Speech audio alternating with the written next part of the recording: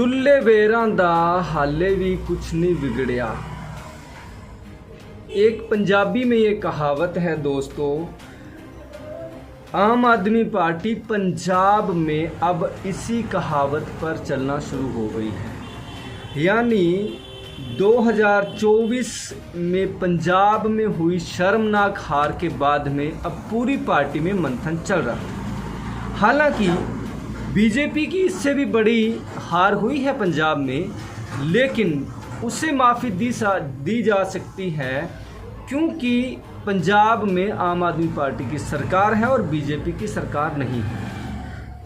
दूसरी बात, आम आदमी पार्टी 2019 का इलेक्शन इंडिपेंडेंट लड़ चुकी है, जबकि भारतीय जनता पार्टी पहली बार लोकसभा के इलेक्शन में पंजाब में उतरी है। खैर, आम आदमी पार्टी की हार के बाद में मुख्यमंत्री सरदार भगवंत सिंह मान ने भी सभी विधायकों को बुलाया, सभी ओहदेदारों को बुलाया और अच्छी तरह से उनकी खबर ली है बंद कमरे में।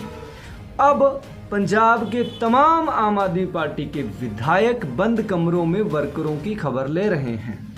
उसी के तहत आता है फाजिल्का के विधायक नरेंद्र पाल सिंह सवना ने भी वर्करों को बुलाया है। जिनको जिम्मेदारी दी हुई थी, जिनको जिम्मेदारी सौंपी हुई थी, उनको जोन वाइज, ब्लॉक वाइज बुला करके पूछा जा रहा है, भाई हम क्यों हारे। आज है 14 जून। आज 4 ब्लॉक के वर्करों की मीटिंग विधायक नरेंद्र पाल सिंह सवना ने बीडीपीओ कार्यालय फाजिल्का में ली। इनमें ब्लॉक लाधुका, कोड़ियांवाली, जोग डिपुलाना तथा राणा, इन ब्लॉक के तहत आने वाले, इन जोन के तहत आने वाले तमाम ब्लॉक्स की मीटिंग और उनके पदाधिकारियों को बुलाया गया।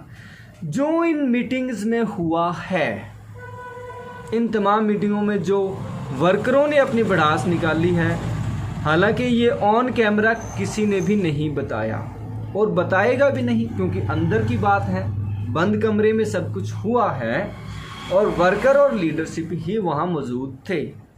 लेकिन सबसे कॉमन इनका, मैंने 5-7 वर्करों से बात की और उनका जब एनालिसिस किया तो सबसे ज़्यादा किन बिंदुओं पर हार हुई है वो 5 बिंदु मैं आपको इस वीडियो में बताने वाला हूँ।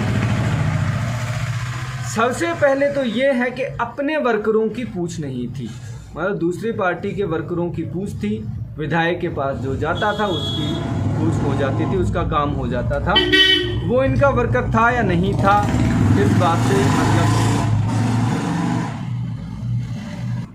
विधायक जी ने 1 बाय 1 सभी से पूछा और सभी को बोलने का मौका भी दिया।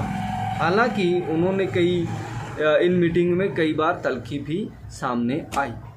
अब इनमें ये भी आया कि ग्रामीण क्षेत्र में इस मौजूदा सरकार में कोई काम नहीं हुए हैं, विकास के काम नहीं हुए हैं। गलियों, नालियों, सड़कों, राजबाहों, पंचायत घरों, स्कूलों के काम ठप पड़े हैं।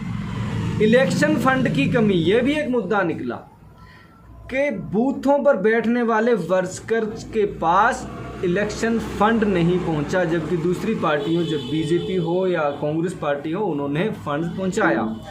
राशन का आधा हो जाना, पहले 10 किलो राशन मिलता था, 5 किलो राशन मिलता है ग्रामीण क्षेत्र में। यह भी एक बड़ा ड्रॉबैक ऐसा था और इसके कारण डेंट जो लगा है वो इनमें आया।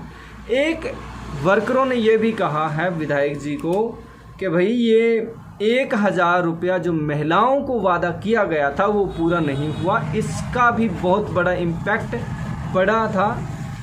लीडरशिप से मौजूदा जनता का सीधा संपर्क ना होना, ये तो कारण मैंने बता ही दिया आपको।